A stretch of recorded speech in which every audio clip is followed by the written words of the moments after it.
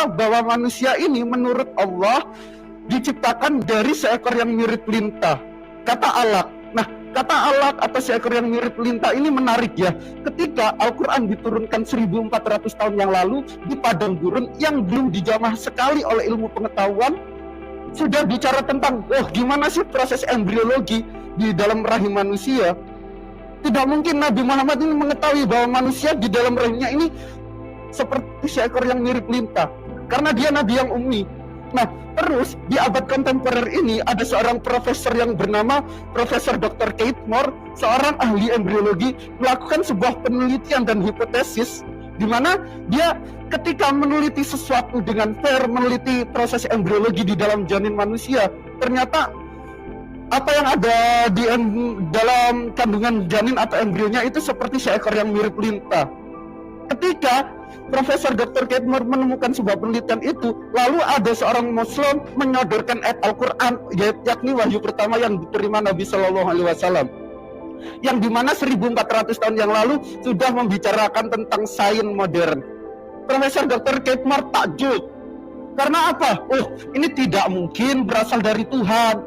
Karena 1400 tahun yang lalu itu belum terjamah sesuatu yang modern, apalagi di tanah Arab, di zaman jahiliyahnya. Tidak mungkin Nabi Muhammad bisa bicara sedemikian itu. Itu sebagai pembuktian bahwa Al-Quran itu berasal dan benar-benar firman Tuhan. Oke teman-teman, itu adalah pernyataan kedua dari saudara Goldian, di mana saudara Goldian membuktikan dengan ayat Al-Quran surah 96 ayat 2 mengatakan bahwa manusia terbentuk dari segumpal darah. Dan kita akan ngecek apakah benar demikian. Berikut ini adalah gambaran dari proses pembentukan janin. Seperti yang teman-teman lihat, hari pertama, terus 5 hari, 28 hari, 34 hari, 40 sampai 42 hari, 47 hari, 16 minggu, dan 40 minggu. Kalau teman-teman lihat di sana, terlihat proses pembentukan janin ini perubahannya sangat cepat. Dari 5 hari ke 28 hari, bentuknya udah berubah, apalagi ke 34 atau 40 hari.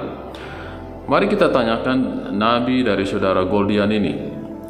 Tentunya Nabi dari saudara Goldian lebih mengetahui apa maksud dari ayat di dalam Al-Quran dibandingkan dengan saudara Goldian dan juga para ahli embriologi.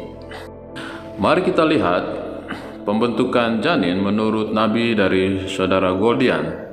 Apakah sama dengan yang kita lihat tadi ataukah berbeda? Saya mengutip dari hadis Sahih Al-Bukhari 6105.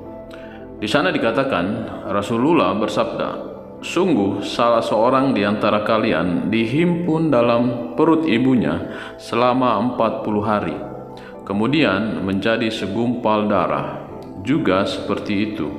Kemudian menjadi segumpal daging, juga seperti itu. Kemudian Allah mengutus malaikat dan diperintahkannya dengan 4 hal, rezekinya, ajalnya, sengsara, ataukah bahagia." Oke, untuk seterusnya teman-teman bisa baca sendiri.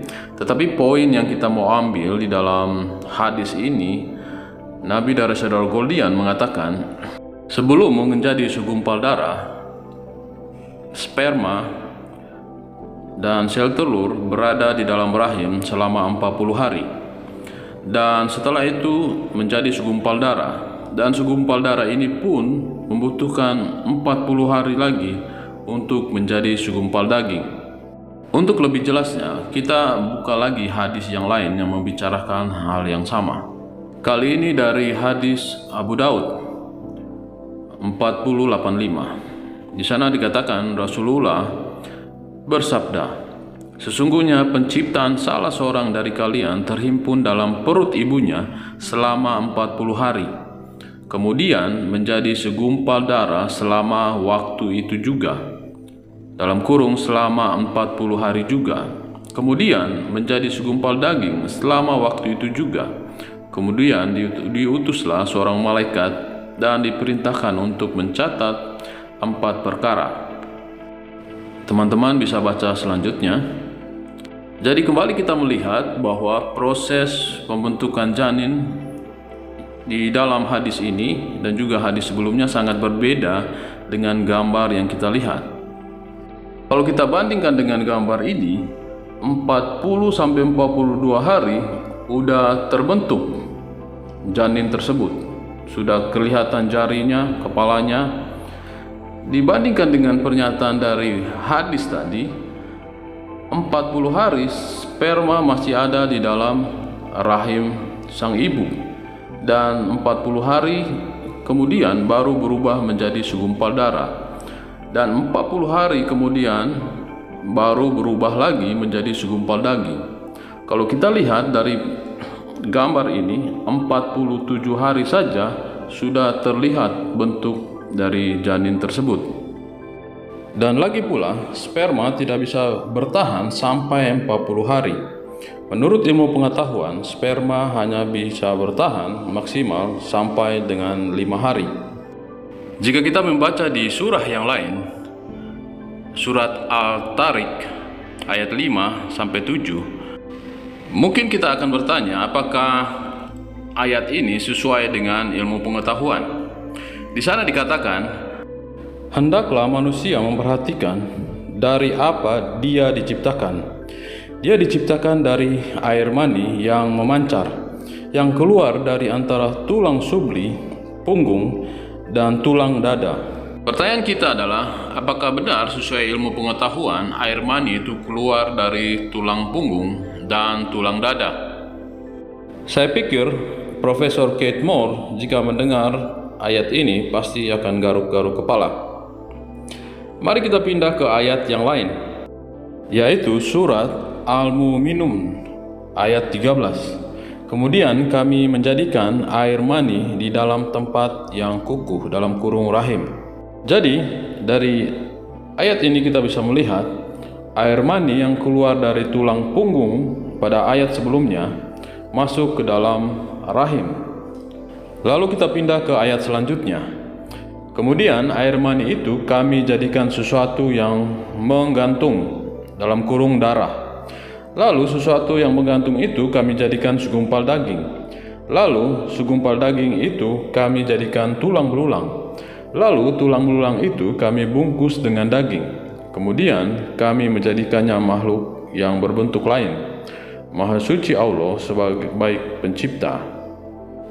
Oke, dari ayat ini kita bisa melihat air mani tadi berubah menjadi segumpal darah.